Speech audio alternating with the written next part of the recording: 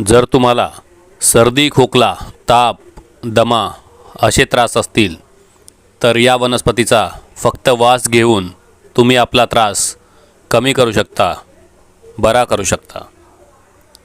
या वनस्पतीचे नाव आहे सताफा। 4 ते 5 पाने तोडून त्याचा वास घेऊ शकता किंवा या रोपांचा डायरेक्ट वास घेऊ शकता। आपल्याकडे हे उपलब्ध आहे।